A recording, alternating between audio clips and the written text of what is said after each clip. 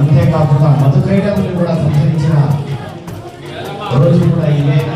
మధుకైటముల జ్ఞాపకార్థం ఈ రోజు